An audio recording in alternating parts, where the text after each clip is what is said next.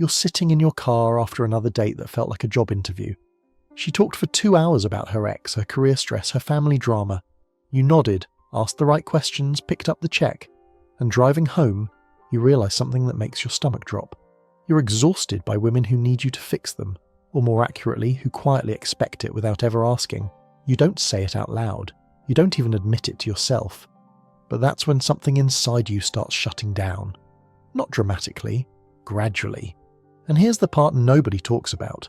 The moment you stop trying isn't when you give up on love. It's when you finally start protecting something more valuable. This isn't about blaming women or men. It's about recognizing unhealthy dynamics and choosing self-respect before resentment sets in.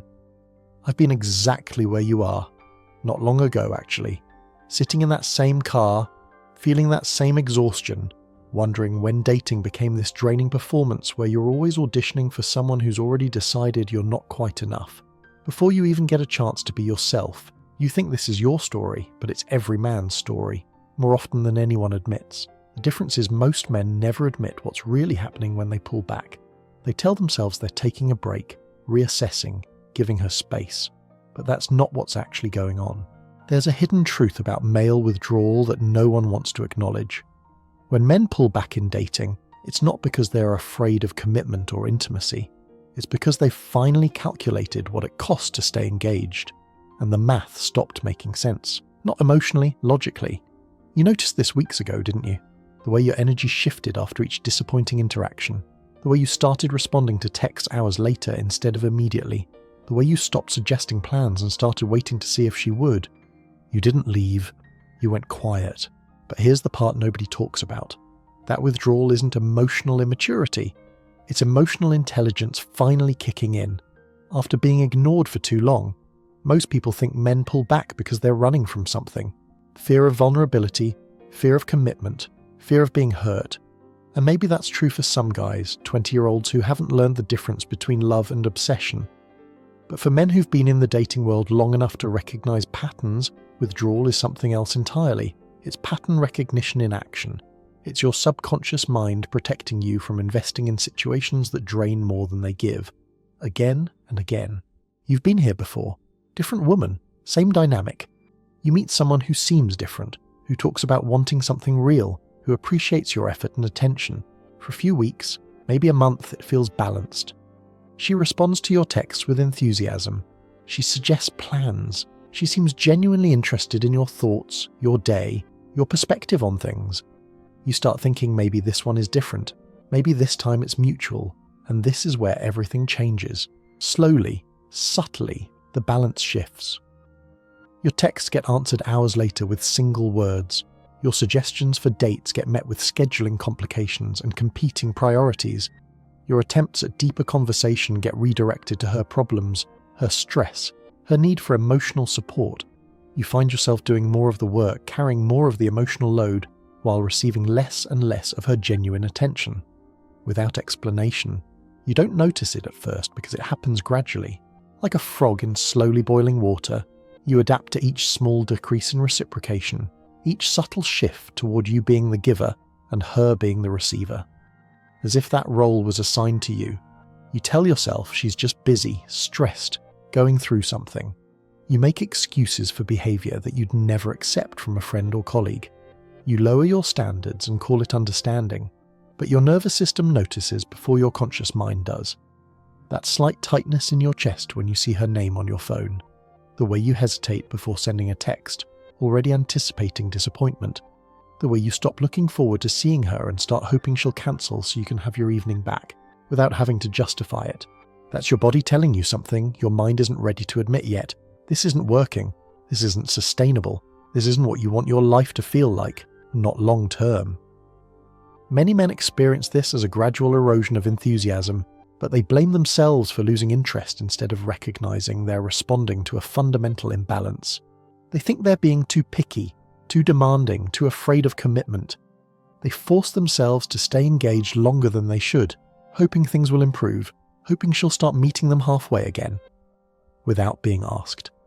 But the truth was still waiting for you. The truth is that modern dating has created dynamics where some interactions ask men to prove their worth through constant effort, while offering very little effort in return. Not all women, not every situation, but enough to create a pattern that emotionally intelligent men start recognizing. And once you see it, you can't unsee it. You start noticing how many conversations revolve around her problems while yours get minimized or ignored. How many plans get made around her schedule while yours gets treated as infinitely flexible. How often you're expected to be emotionally available for her stress, while your stress is something you're supposed to handle quietly on your own, without complaint.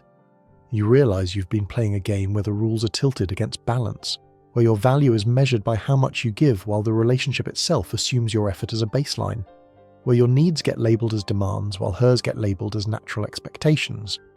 And that's when the withdrawal begins, not as a strategy or manipulation, but as a natural response to an unsustainable situation. Your subconscious mind starts protecting your energy, your time, your emotional resources. You stop initiating conversations. You stop suggesting plans. You stop being the one who always reaches out first, not to punish, to preserve. This creates what psychologists call the rubber band effect. The more you pull back, the more space you create, and in that space you start remembering what it feels like to not be constantly managing someone else's emotional needs. You rediscover the peace of evenings that belong to you, the simplicity of making plans without negotiating around someone else's complicated schedule. You stop asking before you stop caring, and that difference matters. But here's where it gets complicated. Because as you pull back, she often starts reaching out more. The decrease in your attention triggers her interest again. She starts initiating conversations, suggesting plans, showing the kind of engagement you were hoping for months ago. And part of you thinks maybe this is the turning point. Maybe she's finally ready to meet you halfway. But you've learnt something in that space you created. Something that changes everything. You've learnt that peace is more valuable than passion, that your energy is finite and precious, that relationships should add to your life, not drain from it. And this is where everything changes again, because now you're faced with a choice that no one prepares you for. Do you go back to the dynamic that was slowly exhausting you? Do you return to being the primary giver in a relationship where reciprocation is sporadic and conditional? Or do you protect the peace you've found in that withdrawal? Most men don't realize they're making this choice consciously. They just know that something has shifted. The urgency to respond immediately to her texts is gone. The anxiety about whether she's losing interest has been replaced by a calm indifference. The need to prove your worth through constant effort has dissolved into a quiet confidence in your own value. You're not avoiding relationships anymore. You're protecting something more valuable than any relationship can offer. Your peace, your autonomy, your right to be with someone who chooses you as enthusiastically as you choose them. And the most brutal truth of all? Once a man reaches this point, once he's tasted what it feels like to have his energy and attention valued properly, he can't go back to accepting less. The withdrawal becomes permanent not because he's afraid of love, but because he's finally learned what love actually costs when it's not reciprocated. But the truth was still waiting for you, and that truth is going to change everything you thought you knew about what you actually want from dating. The truth is something you felt for months but never articulated. When you stop reaching out first, when you stop being the one who always initiates, when you stop carrying the emotional weight of keeping things moving forward, something remarkable happens.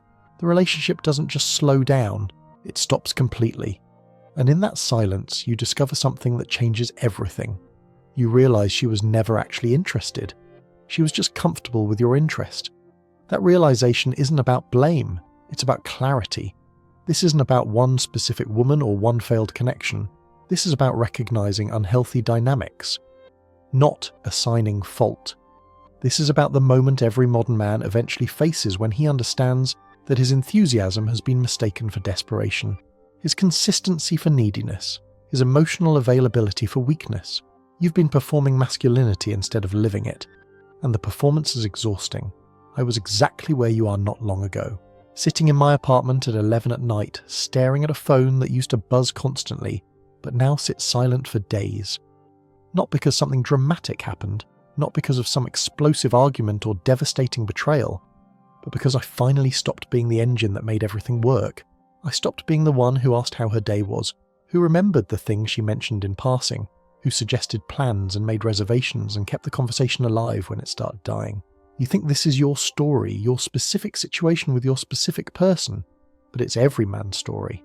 The only difference is how long it takes you to recognize what's happening and how much of yourself you lose before you finally step back. Here's what nobody tells you about male withdrawal in dating. It's not emotional immaturity or fear of commitment. It's emotional intelligence finally asserting itself after months of being overridden by hope, attraction, and the desire to make something work that was never going to work. Your nervous system figured it out before your conscious mind did. That tightness in your chest when you saw her name, the way you started hesitating before sending texts, the gradual realization that you were always the one making contact, always the one suggesting plans, always the one invested in keeping things moving forward. And this is where everything changes, because when you finally stop, when you finally let the silence stretch without rushing to fill it, you discover something profound about the nature of modern romantic dynamics. Not because women are wrong, not because men are victims, but because imbalance eventually teaches clarity. Most women have become accustomed to being pursued rather than pursuing. They've learned to receive attention rather than give it. They've been trained by dating apps and social media, and a culture that tells them their job is to be choosy, while your job is to prove yourself worthy of being chosen. The rubber band effect that relationship experts talk about isn't about playing games or manipulating outcomes. It's about what happens when you stop providing the energy that was keeping an artificial dynamic alive. When you pull back, you create space. And in that space, the truth reveals itself. Either she steps forward to meet you halfway, or she doesn't. Either the connection was real and reciprocal, or it was sustained entirely by your effort. Most of the time, it's the latter, and that realization hits like a quiet devastation. You remember the early conversations, don't you? The ones that felt effortless and balanced, where she asked questions about your life, your thoughts, your experiences, where she seemed genuinely curious about who you were beyond what you could provide for her, where the energy flowed both ways instead of always moving from you toward her. You thought that was the real her, the authentic connection you were building together. But what you were actually experiencing was her audition phase, the brief period where she put in effort to capture your interest, to establish herself as worthy of your pursuit. Once that was accomplished, once you demonstrated your willingness to chase, to invest, to carry the emotional labour of maintaining the connection, her effort diminished proportionally. Not because she's a bad person or manipulative, but because the dynamic had been established and she settled into the role of being pursued rather than pursuing. Many men experience this shift as a slow erosion of reciprocation, but they blame themselves for expecting too much instead of recognizing they're responding to a fundamental imbalance. They think they're being needy when they notice the decrease in her enthusiasm.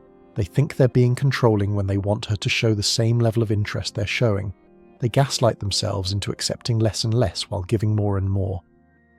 But your body was keeping score even when your mind was making excuses. The exhaustion you feel isn't from caring too much, it's from caring alone. It's from being the only person in the dynamic who's genuinely invested in creating something meaningful together. It's from carrying the full weight of a connection that should be shared between two people. It's from realizing that you've been auditioning for a role in her life, while she's been evaluating whether you're good enough to keep around. This is what happens when men start recognizing patterns instead of hoping for exceptions. When they stop telling themselves that this time will be different, this person is different, this connection is different. When they finally acknowledge that their experience isn't unique or isolated but representative of a broader cultural shift in how romantic relationships function. The withdrawal isn't strategic or manipulative, it's protective. It's your emotional intelligence finally overriding your biological programming to pursue at any cost. It's your sense of self-preservation kicking in after months of slowly erasing yourself to accommodate someone else's comfort with being passively pursued. And this is where everything changes again. Because in that withdrawal, in that space you create by stepping back, you rediscover something you'd almost forgotten. Peace. The peace of not constantly wondering if you're doing enough, saying enough, being enough to maintain someone's interest. The peace of not analysing every text for signs of decreased enthusiasm or increased distance. The peace of not performing emotional labour for someone who sees it as your natural obligation rather than a gift. You start sleeping better, your anxiety decreases, your confidence returns not because you're getting external validation, but because you're no longer seeking it constantly. You remember what it feels like to have your energy belong to you instead of being constantly channeled toward managing someone else's emotional needs and maintaining their attention. But here's where it gets complicated, where the real test of your new clarity begins. Because when she starts reaching out after weeks of silence, when she suddenly wants to make plans after months of being too busy, when she starts showing interest after you've stopped showing yours, you face the most difficult choice of all. Do you return to a dynamic that slowly drained your life force, or do you protect the peace you've built in her absence? Most men think this is about whether she's changed, whether she's finally ready to meet them halfway. But that's not the real question. The real question is whether you've changed, whether you can still accept being someone's second choice after tasting what it feels like to be your own first priority. The silence that once terrified you now speaks the clearest truth you've ever heard. It tells you that you're worth more than constant effort without reciprocation, that your energy has value, that love without balance isn't love at all. You feared the withdrawal once. Now it's the only thing that saved you from losing yourself completely. What really happens when men pull back in dating isn't retreat, it's recognition. Recognition that peace is more valuable than passion, that solitude is better than performing, that choosing yourself isn't selfish when no one else is choosing you. The man sitting in that car after another exhausting date finally understands. He's not pulling back from love, he's pulling back to love, starting with himself. If you recognize this voice, you know where to find me.